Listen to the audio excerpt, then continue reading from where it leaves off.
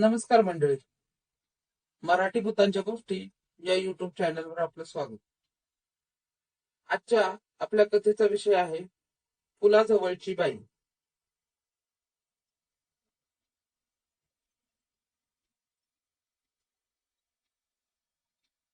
हा अनुभव माझ्या जवळच्या दोस्ताने घेतला असून त्याचे नाव मंगेश आहे.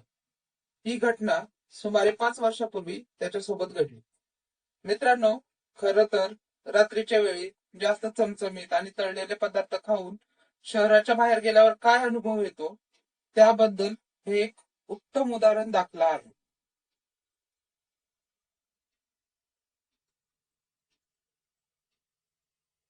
मंगेश आणि त्याच्या जवळचा एक मित्र म्हणजे मंगेशचा जिगरी काही किरकोळ कारणास्तव परगावी गेले होते. त्या रात्री परत आपल्या घरी रवाना होण्या अगोदर त्यांनी थोडं जास्तच मसालेदार चमचमीत तळलेलं मस्त समोसे खाल्ले होते. त्या गावी मंगेशची गर्लफ्रेंड राहत होती. खूप दिवसांपासून ते एकमेकांच्या सहवासात नव्हते आणि दोघांना भेटणेही झाले नव्हते. गावी जायचं कारण असं होतं की मंगेशलाही तिच्या घरच्यांना भेटायचे होते, म्हणून ते खास त्या कारणास्तव गावी गेले होते. खेडपासून सुमारे 40 किलोमीटरच्या अंतरावर असल्यामुळे ते दोघंही मोटरसायकलवर सवार होण्यास सज्ज झाले. गावी पोहोचताच ते तिच्या कुटुंबासोबत गप्पा गोष्टी करण्यात रमून गेले. काही वेळ त्याच्यातच निघून गेला. गप्पा टप्पा झाल्या आणि रात्रीचे जेवण उरकायला बसले. जेवता जेवता तास कसा निघून गेला समजलंच नाही. त्या रात्री मंगेश तिच्या गर्लफ्रेंडच्या घरीच राहायचे होते, पण घरातून कोणाचा तरी फोन आल्यानंतर समजले की घरावर एक छोटे संकट असल्यामुळे त्या रात्री 11:30 वाजता त्यांना परत निघावे लागले. निघण्या अगोदर त्यांनी मस्त चटकदार समोसे दणका देऊन निघाले होते. मंगेशने सांगितले की आपण इथेच आराम करूया आणि पहाटे लवकर आवरून गावी निघू, म्हणजे सूर्य उगवायच्या आत आपण गावात असू.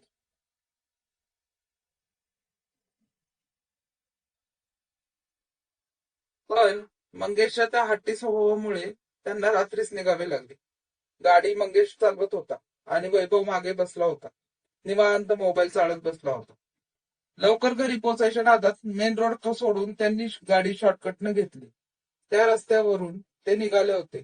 तो रस्ता अतिशय खराब आणि कच्चा होता, त्यामुळे मंगेशची बाईक एकदम शिस्तीत चालवत होता. तिथून निघाल्यावर 20 किलोमीटर अंतरावर त्यांना एक पूल लागला. बोगद्यात प्रवेश करताच बाईक अचानक बंद पडली.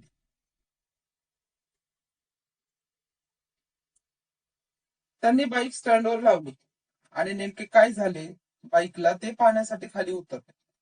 वैभव खाली उतरून थोडं इकडे तिकडे हात हलवून बघण्याचा प्रयत्न करू लागले. मंगेश मात्र जवळपास काही मदत भेटते का ते पाहायला गेला.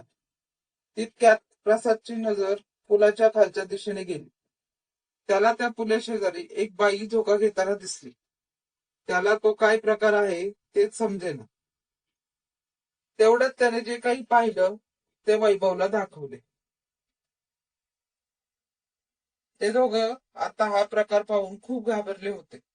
परत आपल्या बाईक जवळ आले आणि बाईक सुरू करण्याचा प्रयत्न करू लागले. ते प्रयत्न करतच होते की इतक्यात ती बाई अचानक त्यांच्या समोर येऊन उभी राहिली आणि त्यांच्याशी विचित्र भाषेत बोलू लागली. त्यांनी तिच्याकडे पाहिले तर त्यांना आश्चर्यच वाटले.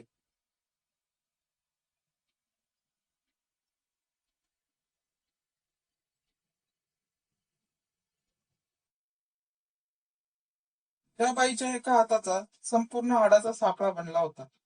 तिच्या डोक्याची कवटी आतील पांढरं दिसत होतं आणि तिचे डोळे पांढरे झाले होते. त्यात लाल रंगाच्या नसा उठून दिसत होत्या.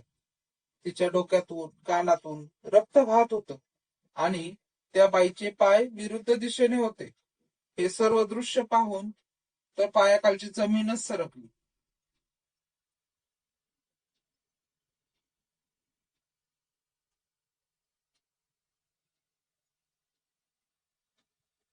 गाडीचा विचार न करता त्यांनी लगेच तिथून पळत सुटले. त्यांना पळताना बघताच ही बाई त्यांच्या पाठलाग करत मागे पडू लागली. ते दोघंही जीवाच्या आकांताने धावत होते. पळता पळता एका रानात त्यांना एक पडकी झोपडी दिसली.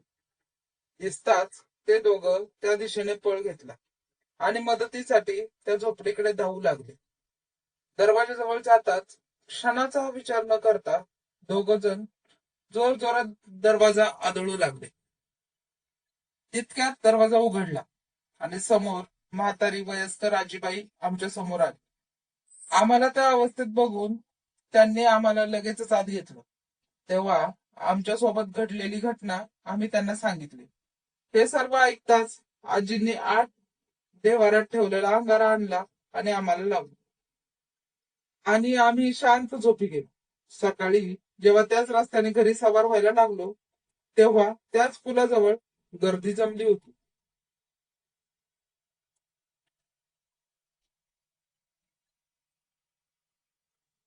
आम्ही त्याचा कानोसा घेण्यासाठी त्या दिशेने पाय फिरवले. गर्दी कशामुळे झाली आहे हे पाहण्यासाठी जेव्हा तिथे गेलो तेव्हा ते दृश्य पाहून आश्चर्याचा धक्काच बसला. तिथे एक बाई मेलेल्या अवस्थेत दिसली. आमच्या लक्षात आले की हीच ती स्त्री जी रात्री पुलाजवळ झोका खेळत होती. आम्ही आजीचे आभार मानत घरी सुखरूप पोहोचलो.